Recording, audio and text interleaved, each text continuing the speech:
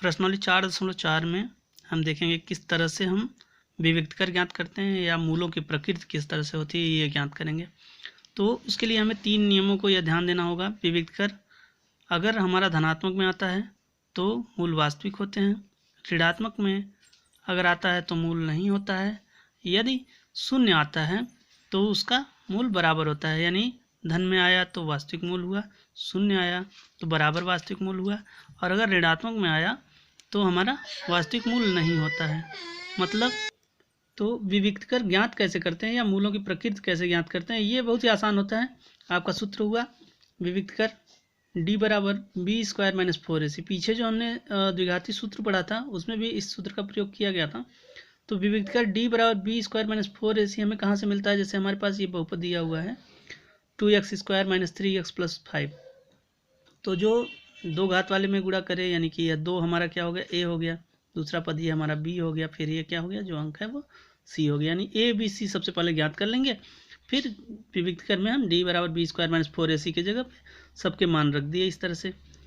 तो यहाँ आ गया हमारा 3 का यह 9 आ गया, 4 दूना 8, 8 पचे 40 हो गया। यहाँ पे हम देखेंगे कि ऋण में आया है, तो हमें याद करना होगा कि जब विविक्तकर निकालने पर मान हमारा ऋणात्मक में आएगा तो द्विघात समीकरण का कोई मूल नहीं होगा।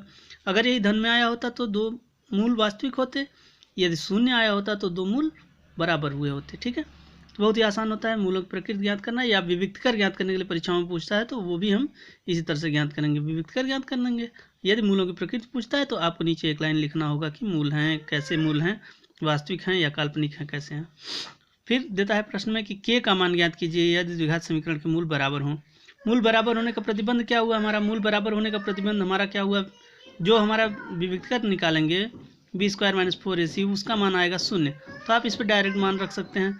आपको लिखना चाहिए कि मूल बराबर होने का प्रतिबंध क्या होता है, मूल वास्तविक होने का प्रतिबंध देगा अगर तो हमारा मूल दे दिया रहेगा। तो यहाँ पे दिया हुआ है क्या, k का मान ज्ञात कीजिए यदि मूल बराबर है। मूल बराबर है इसका मतलब d का मान हमारा 0 आएगा।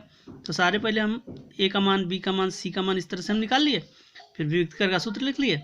फिर क्या करेंगे, चूंकि मूल बराबर है इसलिए यहाँ पे 0 रख दिए। तो मान रखने पर हम इस तरह से प्राप्त हुआ हमें -24, जब उधर जाएगा तो यानी धन 24 आ जाएगा।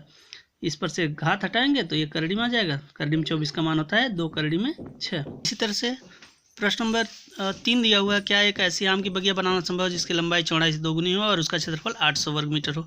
तो इसमें क्या करना होता है, हमें द्विघात समीकरण बनाना होता है। उसके लिए क्या करेंगे, हम माना करेंगे।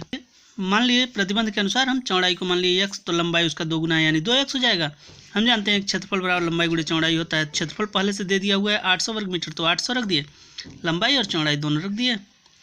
और ये देखेंगे x से 2x स्क्वायर में गुणा होगा तो 2x स्क्वायर प्राप्त हुआ, और इधर 800 है ही।